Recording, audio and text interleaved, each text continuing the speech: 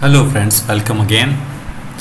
So in this tutorial we're going to see how we can design our custom website using Nginx, right? So in the last lecture we have seen that how we can enable the port forwarding or port mapping from containers port to our local port.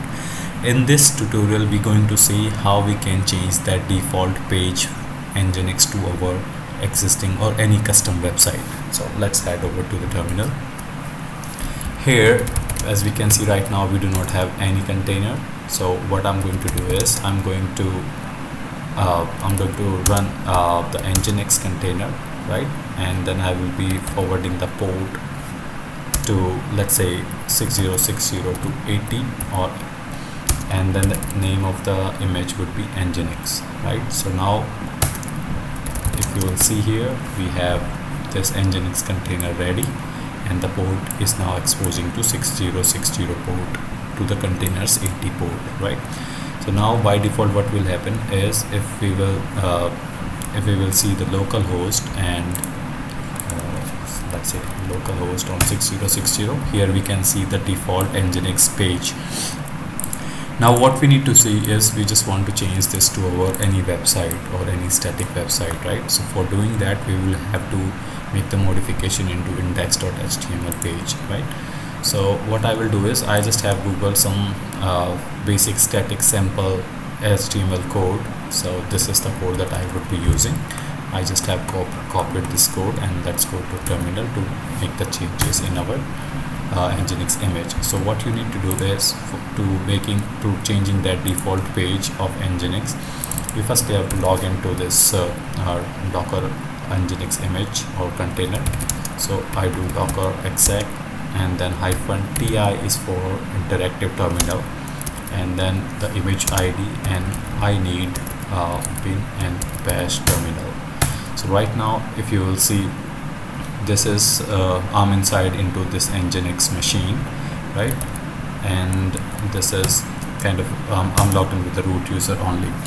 So here we first have to figure out where is the index.html, right? So I think in container it is not in the var www.html. If let me see it, var www is not there, right? So what I will do is I will first have to find out where is this index.html. So it simply means from where this page is coming is it must be coming from index.html page, right? So what I will do is I will just to find -r and then just give the name. I am looking for index.html. So okay, so here I can see this is it, this location, user share Nginx and HTML. What I will do is I will navigate to this directory, user share Nginx.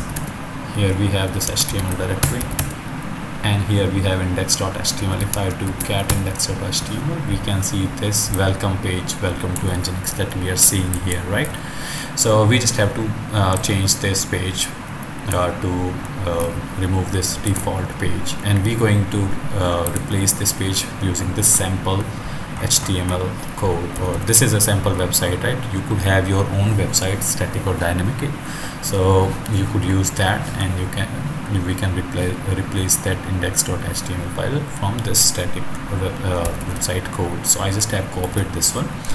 What I'm going to do now is let me clear the screen. Here we have index.html, and I'm going to edit it using okay, so vi is not there. So as I told you initially, that whenever we pull any images from Docker image, it only pulls the basic image. It doesn't have anything by default, right? So as I'm trying to edit it, let's see, nano is there. No, nano is also not there, so I cannot edit it, right? So firstly what I will do is I will have to install Vim into it so that I can edit it, right? So let's see, apt install Vim. It says can't locate. Okay, it is not locating it because this is just a fresh image. So what I will have to do is apt update and apt upgrade.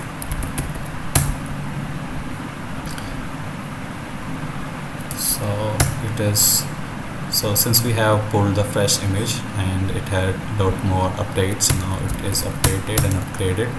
Let's try to install them now. okay, it is installing it. So guys, you can see, right, means I can do all the tasks here over the basic image. Now vim index.html, I'm deleting this content and I'm just copying this sample website here. So, and save it. Sorry, now I just have saved it, right? So now if you will do cat index.html, we have some kind of a static website here. The default page should not appear to our localhost now. And now exit out from this container, and I can see this is the port is already exposing it, right?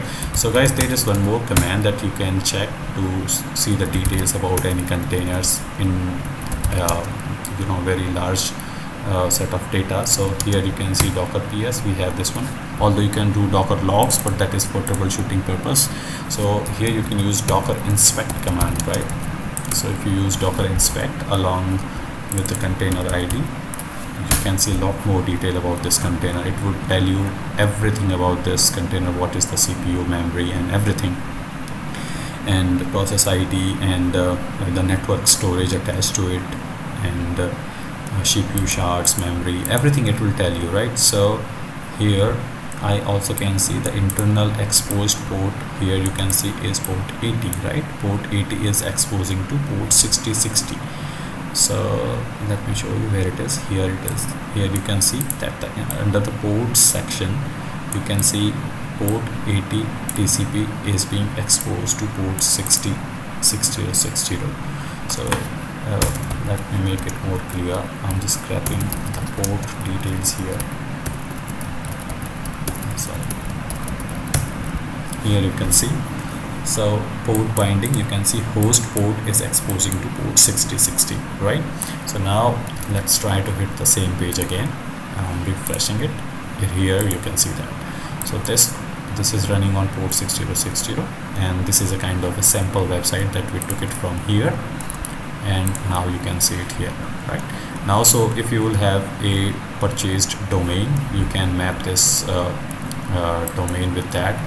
I mean, you can do that, but there is a lot more things. So in inspect, even you can see what is the IP address of your container, right? So if I show you the IP, this is the IP address of your container, and this is right now a private IP, but you can later on expose it to your domains, and then you can map it. So this is how we can see the static website, and now the Nginx default page is no more coming. This is a sample page, right, which is coming. So these tabs are not working because we do not have code specifically in the backend. So we have just this index.html, the first landing page only. So I believe by now you have an understanding that how we can do this, and how we can do the port mapping and port forwarding, and then using our default web page using Nginx image. So thanks guys for watching. I'll see you in the next lecture. Thank you.